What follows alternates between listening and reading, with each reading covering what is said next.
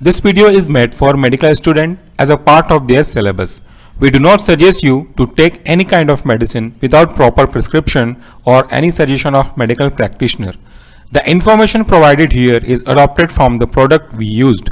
Our motive is to clear the concept of medical student for the betterment of their academic qualification. Note, self-medication is always hazardous. Do not take any medicine without the proper guideline and prescription of any of the medical practitioner. Hello friend, welcome to the channel pharmacy dictionary. आज हम जिस product के बारे में बात करने वाले हैं ये हमारा प्रोडक्ट है जीरोडोज एसपी और ये एक टैबलेट है।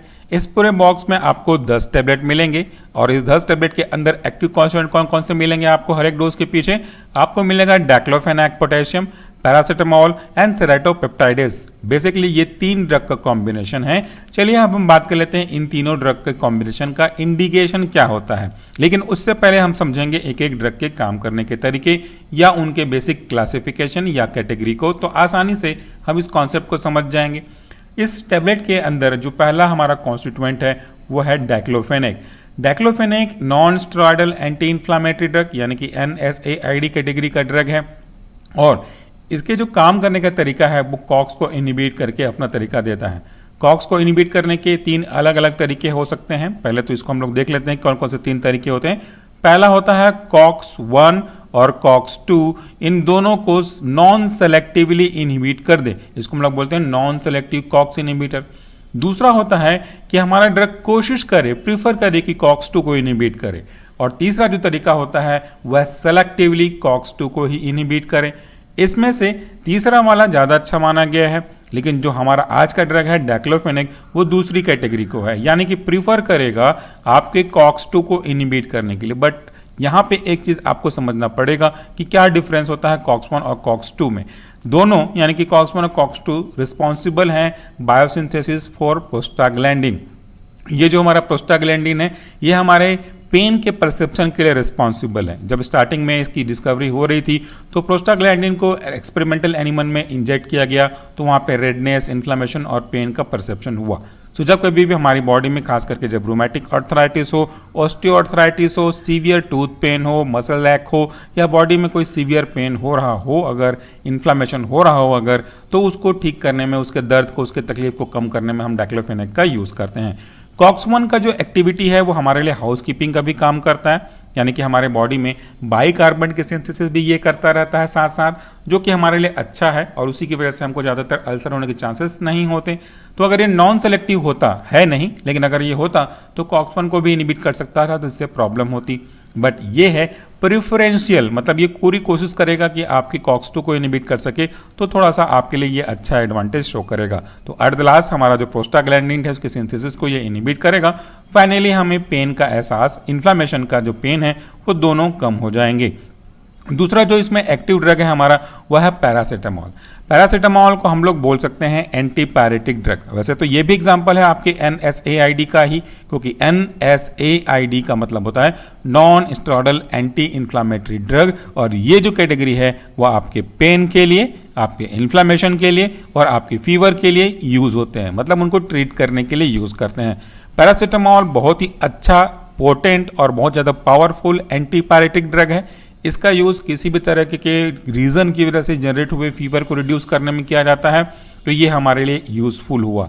तीसरा जो कंटेंट है हमारा वो है आपका सेराटोपेप्टाइडेस। ये एक एंजाइम है। अगर आप किसी भी वर्ड के ज़्यादातर आखिरी में एज देखते हैं तो इसका मतलब होता है कि वो एंजाइम को रिप्रेजेंट कर रहा है। ये एक प्रोटियोलाइटिक एंजाइम है। प्रोटियोलाइटिक एंजाइम कहने का मतलब होता है एक ऐसा एंजाइम जो कि आपके प्रोटीन को ब्रेक करके उनके स्मॉलर मॉलिक्यूल अमाइनो एसिड में ब्रेक करने का काम करते हैं। हमारी बॉडी के किसी पर्टिकुलर पार्ट में अगर इन्फ्लेमेशन हो रहा है तो वहाँ पे कुछ स्पेसिफिक तरीके के प्रोटीन बनने लगते हैं। ये प्रोटीन हमारे लिए दिक्कत कॉज कर सकते हैं। तो ये जो सेराटोपेप्टाइडेस है उस प्रोटीन को ब्रेक करके उनको उनके स्मॉलर मॉलिक्यूल में कन्वर्ट करता है, जिससे जो उस पर्टिकुलर प्रॉब्लम यानी कि इन्फ्लेमेशन की दिक्कत है उससे हीलिंग में, उससे रिकवरी हमको फास्ट होती है। तो अब तीनों का मतलब आपने समझ लिया कि तीनों का अपना अपना क्या क्या काम होता है। तीनों को जोड़ के देख लीजिए, आपको उसका जो इंडिकेशन है वो समझ में आ जाएगा कि अगर आपको किसी भी कारण से बॉडी में तेज बॉडी पेन हो रहा है, ऑस्टियोआर्थराइटिस भी इसको समझ सकते हैं, और इसके साथ साथ रोमेटिक आर्थराइटिस भी इंक्लूड कर सकते हैं, टीथ का पेन यूज़ कर सकते हैं, मसल्स का दर्द यूज़ कर सकते हैं, हेडेक यूज़ कर सकते हैं, या फिर फ्रैक्चर की वजह से जो सीवियर पेन होगा वो कंसिडर कर सकते हैं, या फिर कोई और इन्फ्लामेशन की वजह से दर्द हो रहा होगा उसको भी कंसिडर कर सकते हैं। तो उसके कारण से अगर फीवर भी जनरेट हो गया है तो यहाँ पे आप इस ड्रग का यूज़ कर सकते हैं, जल्दी रिलीफ मिलेगी। चलिए आगे बढ़ते हैं इसके बैक साइड की ओर। तो इस प्रोडक्ट के जो मेन कंटेंट है उसका देख लिया हमने, अब उसका क्वांटिटी देख लेते हैं। ईच फिल्म कोटेड, मतलब ये जो हमारा प्रोडक्ट है ये फिल्म कोटेड टेबलेट का एग्जांपल है।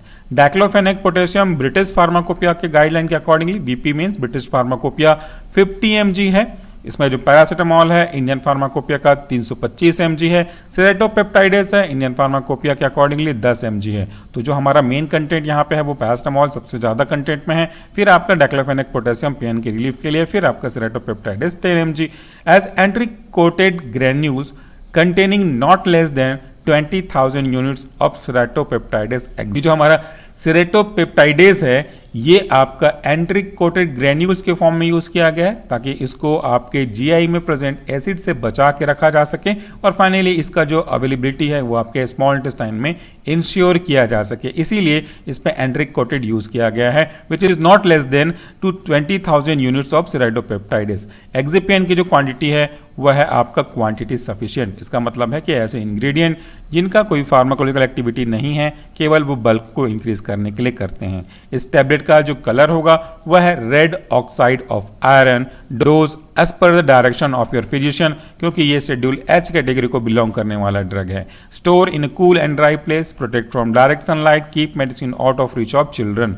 यहाँ पे मैन्युफैक्चरिंग करने वाली कंपनी है एजोट लाइफ साइंसेज, और इसको आप तक हम तक पहुंचाने के लिए मार्केटिंग करने वाली कंपनी है Novexia company. So friend, that's was a small introduction video regarding the today's product. ये प्रोडक्ट यूजफुल होगा आपके पेन के परसेप्शन को कम करने के लिए, इन्फ्लेमेशन को कम करने के लिए। लेकिन एक चीज और भी यहाँ पे आप समझ सकते हैं जाते जाते कि इस प्रोडक्ट में जो मैक्सिमम कंटेंट आप देखे हैं वो NSAID कैटेगरी के ही हैं, और इसके कैटेगरी के ड्रग ऐसे हैं कि जिनको बिना किसी खास आवश्यकता के यूज करने की कोई आवश्यकता नहीं है। मतलब जब जब जरूरत पड़ेगी तभी आप यूज करिएगा, सेल्फ मेडिकेशन से प्रॉब्लम होगी, क्योंकि ये जो आपके NSAID हैं खास करके पैरासीटामोल लिवर टॉक्सिसिटी कॉज कर सकते हैं, फेस की स्वेलिंग, मुंह की स्वेलिंग, अल्सर कॉज कर सकते हैं। इस तरह के जो टैबलेट हैं वो ज़्यादा जरूरी हो तभी डॉक्टर से कंसल्ट करके लेना चाहिए, खुद से लेंगे तो ज़्यादा दिक्कत हो सकती है। अपना ख्याल रखिएगा, साइड इफेक्ट मैंने आपको एक्सप्लेन कर दिया। Thank you and please do take care of yourself.